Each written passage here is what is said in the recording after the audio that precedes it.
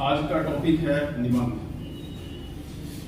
जैसा कि बीपीएससी के सभी विद्यार्थी अब जान चुके हैं और सिलेबस में डाला जा चुका है कि बीपीएससी नए पैटर्न में अब एक पेपर निबंध लेगा। तो यूपीएससी में तो पहले से निबंध था ही, लेकिन प्लस अब बीपीएससी में एक पेपर के रूप में 300 का निबंध अब लिया जाएगा। विद्यार्थियों में ये असहजता है, वे इस बात को सोच रहे हैं कि निबंध की तैयारी कैसे की जाए। मुख्य रूप से वे विद्यार्थी जो बिहार प्रशासनिक सेवा की तैयारी करते हैं।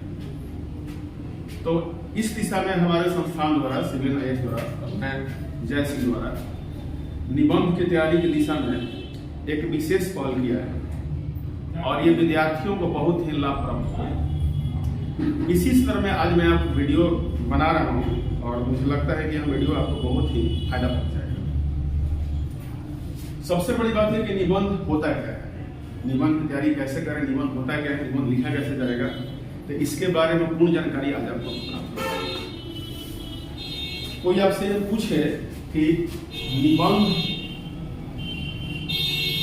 क्या है,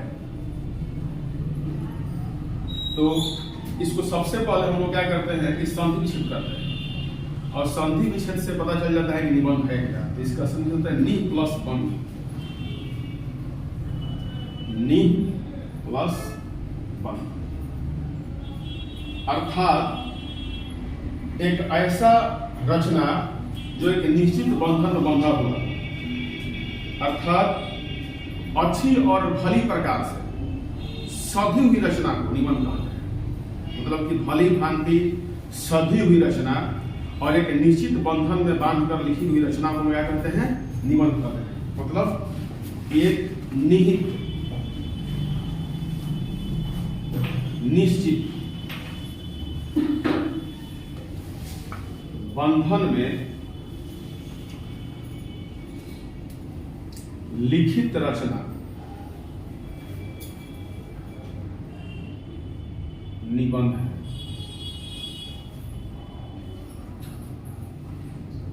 ये वास्तव में जो निबंध है एक गद्य रचना है। आप लोगों ने बचपन में मैट्रिकुलेशन में या इंटरमीडिएट तक यह सीखा होगा कि गद्य और पद्य क्या होता है। तो गद्य का मतलब होता है कि कहानी जैसा एक रचना। तो तात्पर्य यह है कि जब किसी भी विषय पर एक क्रमबद्ध रूप से, किसी भी विषय पर एक क्रमबद्ध रूप से कोई रचना की जाती है, उसे कहते हैं निबंध। एक बार और देखा जाए कि किसी भी विषय पर, किसी भी विषय पर क्रमबद्ध रचना, क्रमबद्ध रचना निबंध है।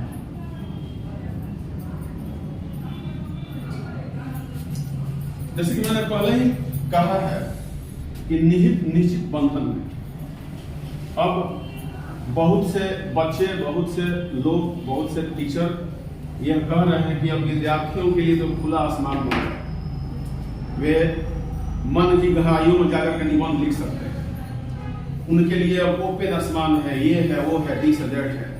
लेकिन वो यहीं पे भूल कर रहे हैं। भूल यह है कि निबंध एक बेलगाम कोई रचना नहीं है कि निबंध को हम बिल्कुल एक बिना लगाम के छोड़ दिए हैं, घोड़ा दौड़ते जा रहा है, कुछ नहीं होने वाला है, उससे आपको कोई नंबर मार्क्स नहीं मिलने जा रहा है। तो जैसा कि निबंध शब्द में ही मैंने बताया था कि एक निश्चित बंधन और सधी हुई और बंधु रचना निबंध है। इसके बारे में और लोग जाने कि इसके बारे में और जानकारी आप बता सकते हैं। पहले इसकी परिभाषा कैसे होगी। परिभाषा क्या दिया जा सकता है, इसकी परिभाषा होगी कि निबंध वह गद्य रचना है, निबंध वह गद्य रचना है जो किसी विषय पर क्रमबद्ध रूप से लिखा गया। अर्थात निबंध तभी हो सकता है जब वो क्रमिक रचना हो, एक क्रम के बाद एक क्रम उस पर लिखा गया हो, ये और हर एक क्रम के बाद एक बंधन जरूरी हो। जैसे हम लोग घर बनाते हैं तो घर जब बनाते हैं और सीधी दीवार हम लोग ऊपर तक जोड़ते चले जाएंगे तो घर की मजबूती नहीं मिल पाएगी, घर गिर जाएगा। उसमें हम लोग बंधन करते हैं, पिलर लगाते हैं, छज्जे लगाते हैं, उसकी खूबसूरती बढ़े, सबसे मजबूती ही बढ़ती है। तो निबंध भी वही रचना है कि एक निश्चित बंधन में सजाते हुए उसको मजबूती प्रदान करते हुए जब आगे बढ़ाया जाता है तो उसे निबंध कहा जाता है। अब बात आती है कि निबंध में विषय विस्तार सर्वाधिक जरूरी है। एक बार हम निबंध लिखना शुरू कर दिए तो निबंध कितना बड़ा होगा, तो उसके लिए क्या है, विषय का विस्तार बहुत जरूरी है। विषय विस्तार अति आवश्यक है, अति आवश्यक है। और विषय का विस्तार तभी हो सकता है जब आप निबंध के सभी भाग को जानते हैं। तो निबंध के बाद हम लोग को जानना यह आवश्यक है कि इसकी परिभाषा कैसी है, तो भाषा को हमने सीखा। अब इसके भाग कितने होते हैं। निबंध के भाग, जब हम निबंध के भाग को जानेंगे तब इसके हम विषय विस्तार कर सकते हैं। तो सबसे पहले जब आपके पास क्वेश्चन आता है तो एक क्वेश्चन दिया रहता है कि इस विषय पर निबंध लिखें, तो इसकी सबसे बड़ी जरूरी चीज होती है कि हम लोग पहला उससे काम करते हैं, उसका शीर्षक बनाते हैं। किसी भी निबंध का शीर्षक बहुत ही जरूरी भाग होता है। और इसकी दूसरी भाग होती है प्रस्तावना। प्रस्तावना, और प्रस्तावना को हम लोग भूमिका भी कहते हैं। प्रस्तावना को भूमिका भी कहा जाता है। जब भूमिका तैयार हो जाती है तब इसका विषय विस्तार किया जाता है। इसका तीसरा भाग होगा विषय विस्तार। और चौथा भाग होता है जब हम निबंध का समापन करते हैं तो उसे कहते हैं उपसंहार। अब बारी बारी से हम सब चीजों को जानेंगे कि शीर्षक क्या है। निबंध में शीर्षक क्या होता है। कोई भी गद्य हो, कोई भी रचना हो, जब उसका शीर्षक आकर्षक होता है तो हम उसके प्रति आकर्षित होते हैं। किसी चीज का फर्स्ट लाइन, हेडिंग या उसका जो शीर्षक होता है वो लोगों को अपनी ओर आकर्षित करता है, जानने के लिए, समझने के लिए। तो निबंध में शीर्षक होना जरूरी है ताकि लोगों में निबंध के प्रति उत्सुकता बढ़ सके। तो शीर्षक ऐसा होना चाहिए जो आकर्षक हो और उत्सुकता को बढ़ा सके, उत्सुकता को बढ़ा सके। तो स्पष्ट है कि हर एक निबंध के लिए शीर्षक जरूरी है। प्रस्तावना, प्रस्तावना जहां तक की बात है कि किसी भी चीज गद्य रचना, कोई बड़ी रचना, जैसे हमारा भारतीय संविधान ही है तो भारतीय संविधान का सारा निचोड़ किसमें दिया गया है, प्रस्तावना में दिया गया है। तो प्रस्तावना निबंध की सबसे श्रेष्ठ कड़ी मानी जाती है। प्रस्तावना है ये सबसे क्या है, श्रेष्ठ कड़ी होता है जो निबंध को मजबूती प्रदान करता है और इसे भूमिका भी कहा जाता है। निबंध की शुरुआत में किसी भी प्रकार की कोई स्तुति हो, कोई लोकोक्ति हो, कोई छोटे मुहावरे हो, इससे प्रस्तावना की शुरुआत करनी चाहिए। मतलब कि प्रस्तावना को आकर्षक और बहुत अच्छे ढंग से दिखाने के लिए उसमें लोकोक्तियों का, स्तुतियों का होना जरूरी है। तीसरी बात है हमारा विषय विस्तार। विषय विस्तार, विषय विस्तार निबंध के आकार को बढ़ाता है। अगर आपको बीपीएससी में 300 नंबर के निबंध लिखने होते हैं तो निबंध आपको 1 पेज 2 पेज मिलने वाले हैं। कम से कम यह निबंध, जैसे बीपीएससी तो सिलेबस जारी नहीं है निबंध कितना बड़ा हो, कैसा बड़ा हो, फिर भी मैं अनुमान लगा सकता हूं कि कम से कम 10 से 12 पेज का एक निबंध आपको होना चाहिए। तो 10 से 12 पेज का जब आप निबंध लिखने जा रहे हैं तो विषय का विस्तार बहुत जरूरी होगा। अर्थात एक के बाद एक उसके अंगों को जब हम लिखते जाएंगे तो स्वतः ही निबंध का क्या होता जाएगा, विस्तार होता जाएगा। इसलिए विषय विस्तार निबंध का सर्वप्रमुख अंग होता है। इसके अंतर्गत 3 से 4 अनुच्छेदों के हम लोग आगे बढ़ाते हैं। जैसे 3 और 4 अनुच्छेद अपने दिमाग में मान लीजिए कि हम लोग इस आर्टिकल को इसको लिखना है, तो इसलिए इसका विषय का विस्तार होगा। लेकिन इसका संतुलन भी करना होना चाहिए। विषय विस्तार करते समय अगर 3 से 4 अनुच्छेद, 3 से 4 अनुच्छेदों आर्टिकलों को हम लोग जोड़ते हैं, अनुच्छेदों को जोड़ते हैं, तो इसमें संतुलन आवश्यक है, संतुलन आवश्यक है। और हर एक अनुच्छेद तथा हर एक दूसरे से जुड़ाव होता है, तो बिल्कुल लय नहीं एक के बाद ये होगा, तब कहीं विषय का विस्तार होता है, वरना विषयांतर हो सकता है। और विषय को विस्तार देते समय निबंधकार, जो आप निबंध लिख रहे हैं, अपने दृष्टिकोण को प्रकट करते हुए स्पष्ट बातें कह सकते हैं। मतलब कि जब किसी भी विषय को विस्तार देना होता है तो उसको अलग अलग आर्टिकलों में बांटा जाता है, और प्रत्येक आर्टिकल जो होता है एक दूसरे से क्रमबद्ध रूप से जुड़े होने चाहिए और उसका क्रमिक अर्थ भी निकलना चाहिए, तब कहीं जाके विषय का विस्तार होता है। अब रह गई बात चौथा, उपसंहार क्या होता है।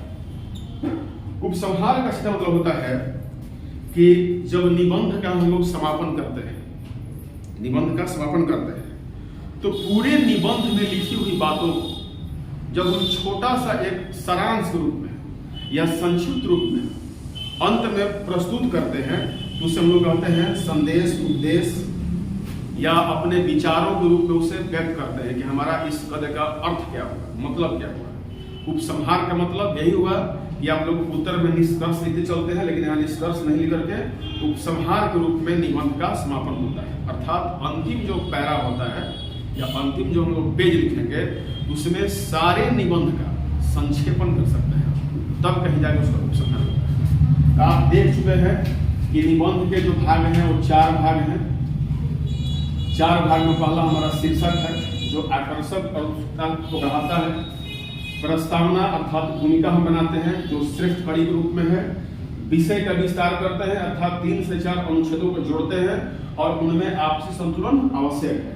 और उपसंहार का मतलब हुआ कि निबंध का जब हम समापन कर रहे हैं तो सारी लिखी हुई गद्य का हम एक सारांश और संक्षेप रूप में जब प्रस्तुत करते हैं तो उसे उपसंहार करते हैं। तो ये निबंध के बारे में हुआ कि निबंध क्या है और निबंध कितने भाग होते हैं। अब हम लोग जानें कि निबंध के प्रकार क्या होते हैं, निबंध कितने प्रकार के होते हैं, इसकी जानकारी आवश्यक है।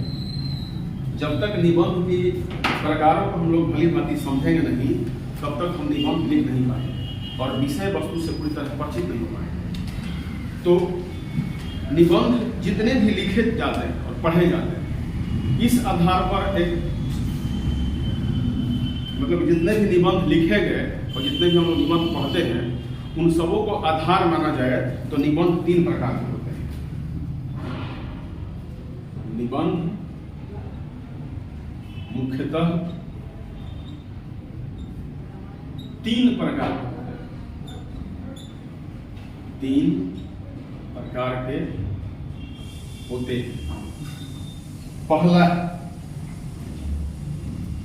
वर्णात्मक,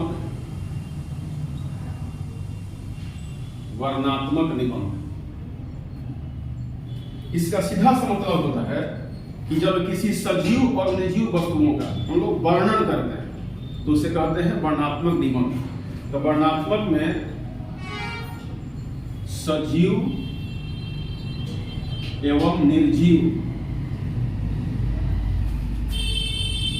प्राणियों अवलिक वस्तुओं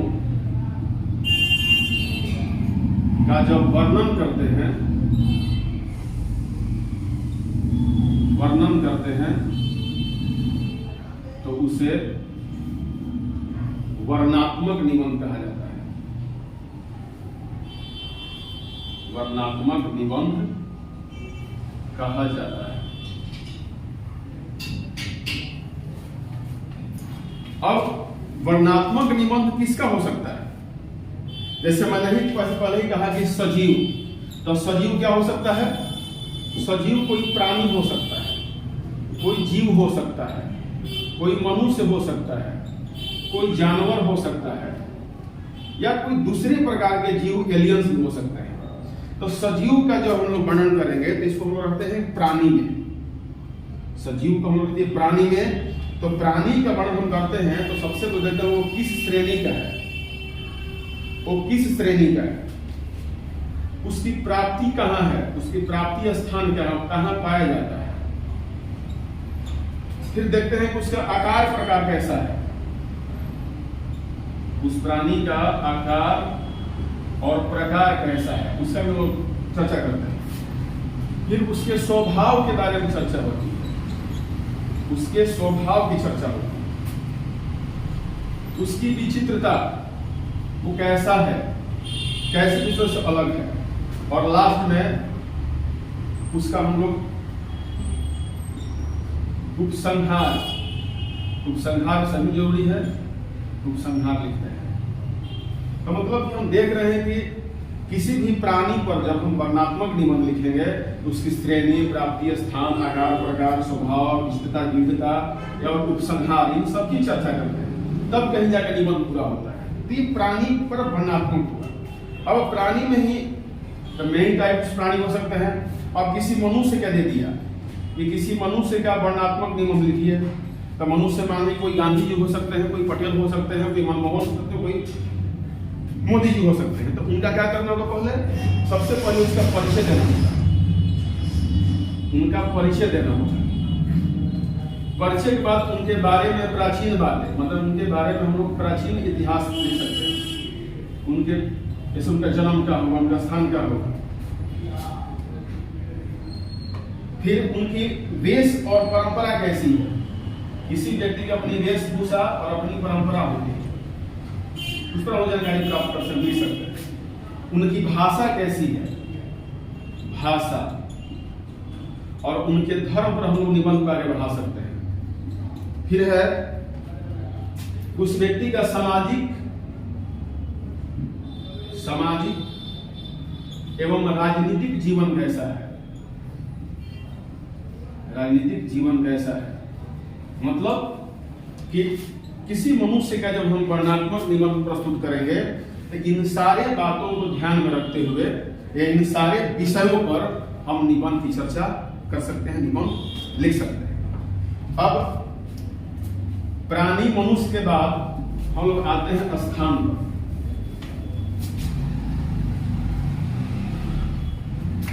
जब किसी स्थान का हम लोग वर्णन करते हैं, किसी स्थान का हम लोग वर्णनात्मक निबंध लिखेंगे तो क्या इसमें होता है, उस स्थान की अवस्थिति कैसी है, वह कहां अवस्थित है, इसको हम लोग बोलते हैं अवस्थिति।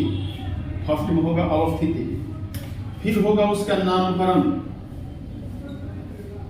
उसका नामकरण, फिर होगा उस स्थान के इतिहास के बारे में हम बता सकते हैं, इतिहास कैसा रहा, उस स्थान की जलवायु कैसी होगी, उस स्थान की जलवायु कैसी होगी, वहां का शिल्प कैसा, मतलब कि वह स्थान कैसा बसा है, कितना सुंदर दिखता है, क्या बनाया गया है, उस स्थान पर क्या व्यापार किया जाता है, इन सभी को हम जोड़कर निबंध को आगे बढ़ा सकते हैं। पुनः उस स्थान पर किस प्रकार की जाति है, वहां कैसा धर्म मनाया जाता है, कैसे लोग धर्म के लोग हैं, वहां कौन कौन से दर्शनीय स्थल है, दर्शनीय स्थान, और लास्ट में हम लोग उसका उपसंहार लिख सकते हैं।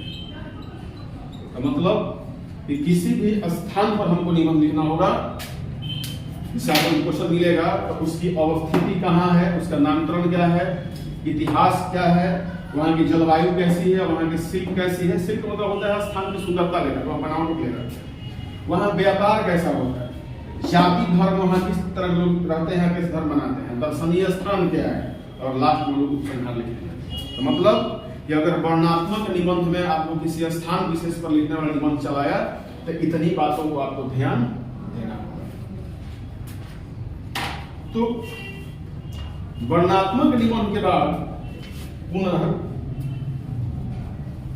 हम लोग विवरणात्मक निबंध लिख सकते हैं।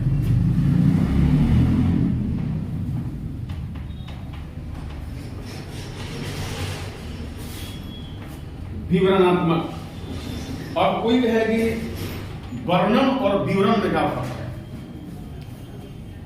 तो वर्णन और विवरण में थोड़ा सा अंतर तो आ ही जाता है। जैसे किसी भी चीज के हम पूरी आकार प्रकार सब बताते हैं तो हमारा हो गया है वर्णन। और विवरण किसी भी घटना परिप्रेक्ष्य के बारे में जानकारी देना या उसके बारे में विशेष प्रकार की जानकारियों को उपलब्ध कराना, ये सभी विवरणात्मक कहलाता है। ऐतिहासिक, पौराणिक, आकस्मिक घटनाओं पर जब निबंध लिखते हैं तो उससे विवरणात्मक निबंध करते हैं। यह निबंध लेखन यात्रा, मैच, ऋतु आदि पर लिखा जा सकता है। तो दूसरा हमारा जो निबंध का प्रकार है 3 में दूसरा विवरणात्मक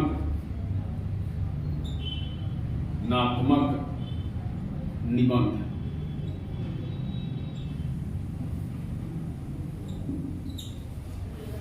इसमें विवरण में जैसे मान लीजिए कोई ऐतिहासिक घटना का विवरण है, जैसे आप लोग कहीं जलियांवाला बाग पर निबंध लिख सकते हैं। ऐतिहासिक, पौराणिक,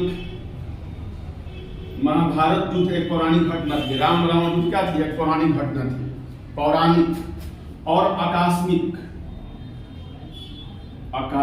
कोई आकस्मिक घटनाएं घट जाती है, ये आपदा भी हो सकता है,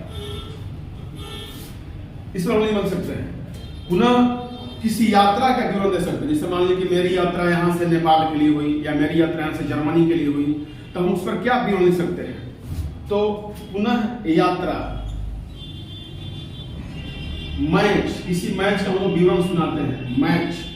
और किसी ऋतु के बारे में, जैसे अभी वर्तमान में पटना में ठंड चल रही है तो हम लोग तुलना कर सकते हैं कि पहले पटना में ठंड कैसे थी और ठंड कैसे, तो हम इसे विवरण कर सकते हैं। तो मतलब कि यात्रा, मैच, ऋतु आदि पर भी हम विवरणात्मक निबंध लिख सकते हैं।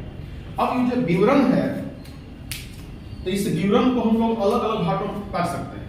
जैसे ऐतिहासिक विवरण हो सकता है, ऐतिहासिक। तो ऐतिहासिक विवरण में क्या होगा, किसी भी राज्य साम्राज्य के बारे में जानकारी। हम लोग गुप्त काल का विवरण देखते हैं कि गुप्त काल में हमारा स्वर्ण युग था, मौर्य काल ये था, जनपद काल ये था, तो हम क्या करते हैं, विवरण करते हैं। तो इस ऐतिहासिक विवरण में हम लोग घटना और समय,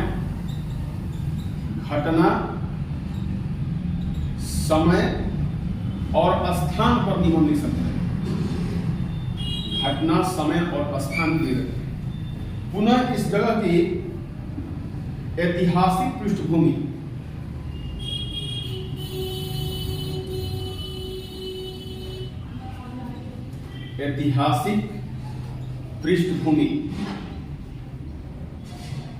पृष्ठभूमि के बारे में हम चर्चा कर सकते हैं।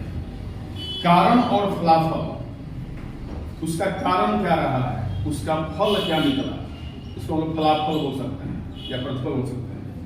इष्ट, अनिष्ट और मंतव्य, उसका इष्ट क्या हुआ, अनिष्ट क्या हुआ और आगे मंतव्य क्या होगा, इन सब की चर्चा करते हुए हम लोग निबंध को आगे बढ़ा सकते हैं।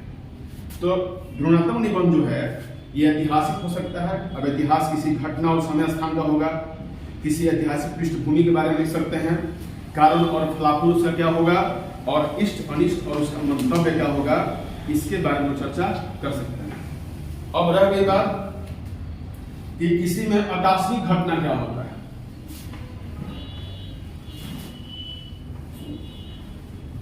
आकस्मिक घटना,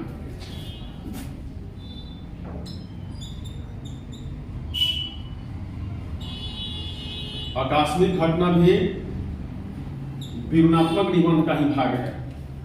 तो कोई आकस्मिक घटना होगी तो हम उस घटना का परिचय देंगे, उसका फर्स्ट पेज हमारा परिचय होगा, उसे परिचित कराएंगे। किस स्थान पर घटा और किस समय पर हुआ, तो स्थान और समय की जानकारी पर हम लोग बढ़ाएंगे। पुनः उसका फलाफल क्या हुआ, स्थान समय में उसके बाद विवरण देंगे, उसका हम लोग विवरण देंगे, विवरण, और लास्ट में इसका फलाफल, उस घटना का अकस्मात का फल हुआ और कैसा प्रभाव हुआ। व्यक्ति और समाज, व्यक्ति एवं समाज पर प्रभाव, क्या प्रभाव हुआ, इन सब बातों को लिखेंगे। तो मतलब कि आकस्मिक घटना जैसा मान लीजिए कि सुनामी हमारे यहाँ आई थी 2004 में। तो सुनामी एक आकस्मिक घटना थी। उस आकस्मिक घटना से जो लोग प्रभावित थे, उस पूरे क्षेत्र में क्या घटनाएं घटी, कब घटी, कैसे हुआ, कौन से लोग प्रभावित हुए, उसका प्रतिफल क्या, उसका फलाफल क्या हुआ, इन सारी बातों को हम लिखते हैं आकस्मिक घटना, और ये विवरणात्मक निबंध का उदाहरण है। अब जो निबंध का तीसरा प्रकार है, जो निबंध का तीसरा प्रकार है,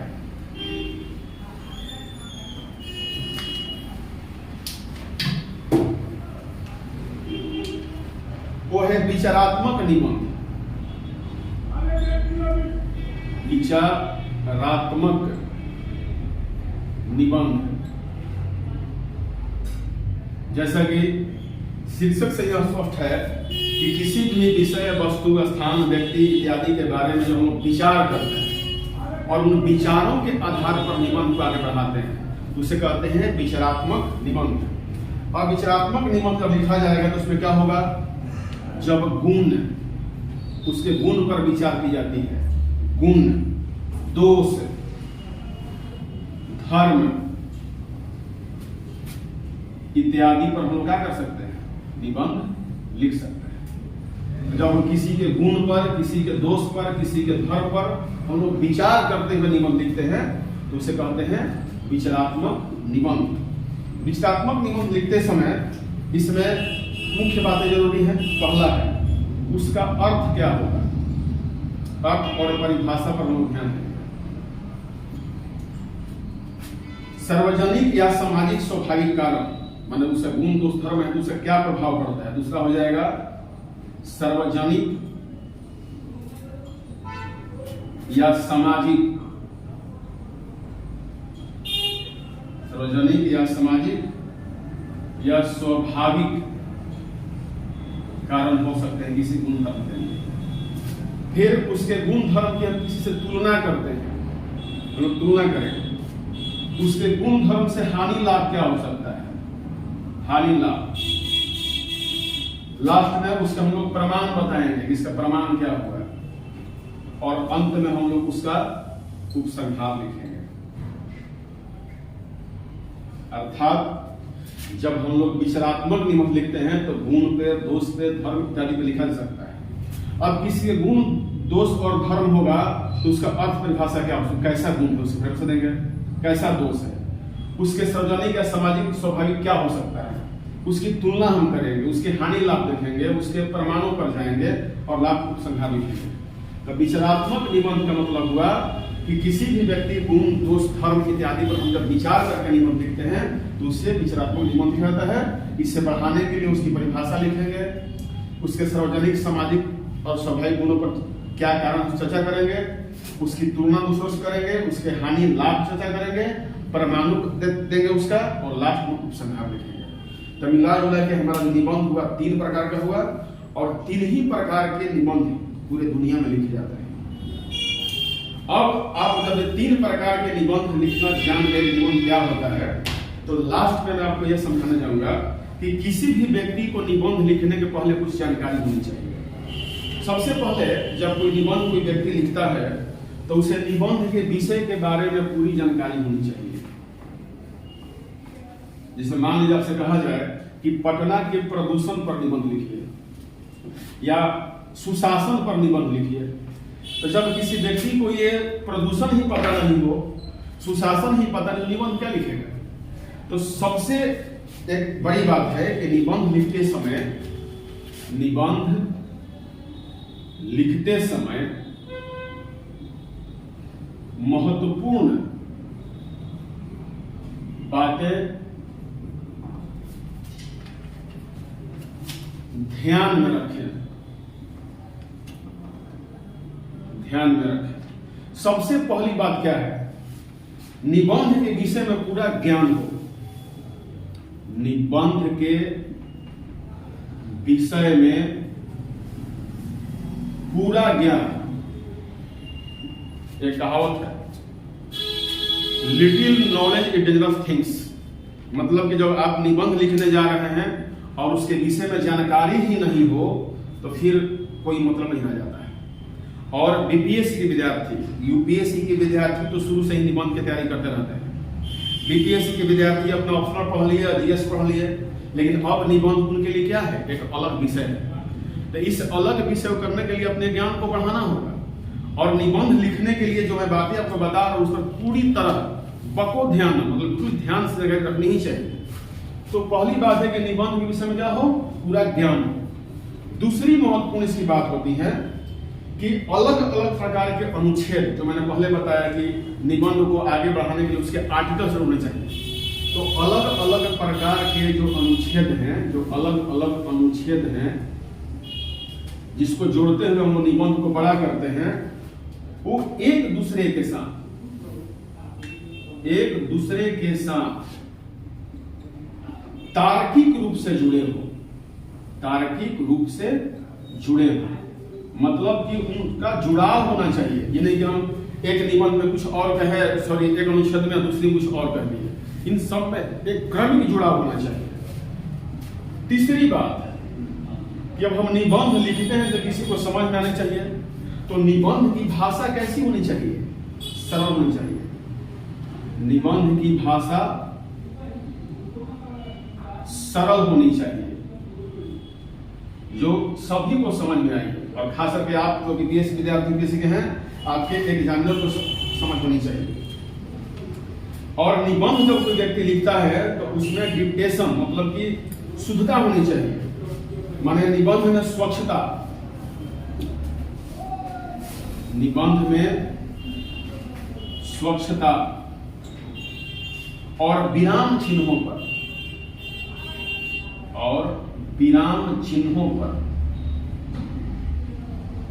विशेष ध्यान दें, विशेष ध्यान दें। मतलब कहाँ कॉमा होगा, कहाँ ऑफ कॉमा होगा, कहाँ हलंत होगा, कहाँ पर क्या होगा, ये जानकारी आपको हिंदी ग्रामर की होनी चाहिए। और जब निबंध कोई व्यक्ति लिखता है, उसमें कोई मुहावरा, कोई लोकोक्ति देता है तो बड़ा उदाहरण मिलते हैं। जैसे मानसून पर कोई निबंध लिखता है तो उसमें एक लोकोक्ति होती है, आवत आदर ना दियो, जात न दियो हाथ, खेती पागुन दोनों गए क्या करी है गृहस्थ। मतलब एक लोकोक्ति भी है और मुहावरा भी है। आवत आदर ना दियो, मतलब कि मानसून में पहला रिश्ता होता है आदरा का, तो आते समय आदरा नहीं बरसा। और जात न दियो हाथ, मैंने मानसून के अंत में हथिया नहीं बरसा, तो खेती खत्म हो जाएगी, न खरीफ फसल होगा और न रबी फसल होगा। तो जब न किसानों के पास खरीफ की पैदावार होगी और न रबी की, तो बेचारा का क्या बेचेगा और कहां से बेटी का शादी करेगा। तो मतलब कि छोटी छोटी मुहावरा है, लोकोक्तियां जो आप निबंध में लिखते हैं, तो उससे क्या होता है, आपके मार्क्स बढ़ते हैं। तो निबंध में मुहावरों एवं लोकोक्तियों का प्रयोग होना चाहिए। लोकोक्तियों का प्रयोग होना चाहिए। इससे निबंध क्या होगा, खूबसूरत होगा और निबंध मजबूत होगा, आपको अच्छे मार्क्स मिलेंगे। और बड़ी बात है कि निबंध के जो वाक्य होने चाहिए वो कैसे होने चाहिए, छोटे होने चाहिए। निबंध के वाक्य छोटे हो, ज्यादा बड़ा हम लोग वाक्य लिखेंगे तो उसमें गलतियां होने की संभावना पड़ जाती है और लोग समझ नहीं पाते हैं। इसलिए निबंध के जो वाक्य हो छोटे हो और विचारों को क्रमबद्ध रूप में, जो विचार हो, निबंध में जो विचार लिखते हैं, निबंध में विचार हो, विचार क्रमबद्ध हो, उससे निबंध में सटीकता होती है और इसकी पुनरावृत्ति नहीं हो,